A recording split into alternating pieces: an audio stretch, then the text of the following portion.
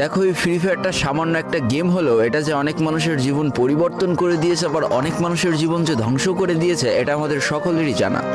তবে সামান্য এই গেমটা যে গোটা একটা পরিবারকে আবার নতুন করে জীবন দান করবে, এটা আসলে সকলের অজানা ছিল। হ্যাঁ বন্ধুরা, আজকের গল্পটি এমনই একটা পরিবারকে নিয়ে যারা এই ফ্রি ফায়ার গেমটাকে একেবারেই সহ্য করতে পারতো না, বরং তাদের সন্তান যখন এই গেমটা খেলতো তারা আরও উল্টো বকাবকি করতো।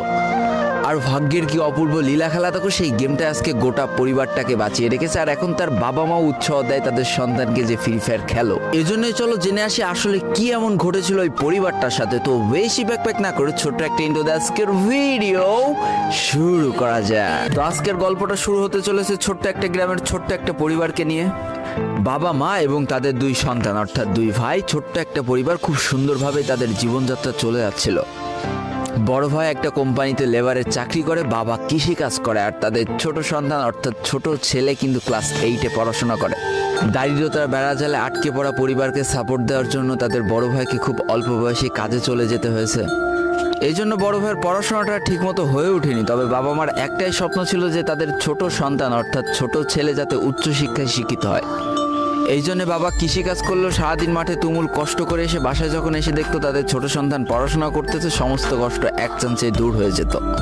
আর তাদের ছোট সন্তান পরিবারের অভাব দেখতে দেখতে বড় হচ্ছে, তো তাই সে একটা সময় ঠিক করেই ফেলে যে তাকে অনেক বড় হতে হবে, লেখাপড়া করে অনেক বড় মানুষের মতো মানুষ হতে হবে। আর ঠিক এমনটাই হতে থাকে। তাদের ছোট ছেলে খুব ভালো রেজাল্টও করতে থাকে, প্রত্যেক ক্লাসে টপ হতেও থাকে। তবে তার একটা বদ অভ্যাস ছিল, সেটা হচ্ছে ফ্রি ফায়ার গেম খেলা। করোনা চলার সময় যখন তার স্কুল বন্ধ হয়ে যায়, তখন তার বাবা এবং বড় ভাইয়ের জমানো কিছু টাকা দিয়ে তাকে একটা ফোন কিনে দেওয়া হয় অনলাইনে ক্লাস করার জন্য। তার ফোনটা ছিল 3 GB র্যামের একটা ফোন। তবে এইখান থেকেই তার ফ্রি ফায়ার গেমের সাথে পরিচয় হওয়া। সারাদিন পড়াশোনার ফাঁকে সময় পেলেই সে ফ্রি ফায়ার গেম নিয়ে বসে পড়তো। আগে যেমন বাইরে খেলাধুলা করতো, এখন সে আর বাইরে খেলাধুলা করে না, ঘরে বসে সারাদিন ফোন টিপে আর ফোনে গেম খেলে। এদিকে তার বাবা মা যখন ফ্রি ফায়ার গেম খেলা দেখতো তখন প্রচণ্ড পরিমাণ রেগে যেত, এমনকি মারধর পর্যন্ত করতো যে তুই এই গেম খেলা বাদ দিয়ে দে।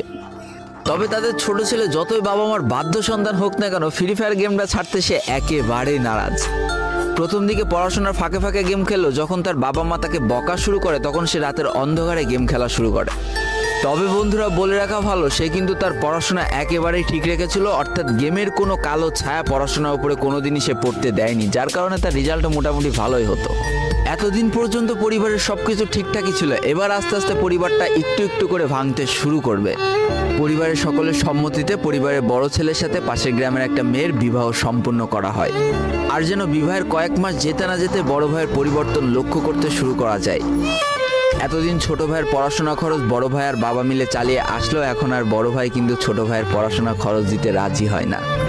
তবে তাতেও খুব একটা ফারাক পড়ে না, কারণ তাদের বাবা এখনো শক্তভাবে তাদের পরিবারটাকে ধরে রেখেছে, অর্থাৎ বাবা কিন্তু কৃষিকাজ করে তাদের পরিবারটা খুব সুন্দরভাবে চালিয়ে নিচ্ছিল। তবে বলে রাখা ভালো, হাতের 5টা আঙুল যেমন এক হয় না, পরিবারের প্রত্যেকটা সন্তানের মন মানসিকতাও কিন্তু এক হয় না। কিছুদিন পর বড় ভাই পুরোপুরি আলাদা হয়ে যায়, তার বউকে নিয়ে নতুন করে সংসার তৈরি করে।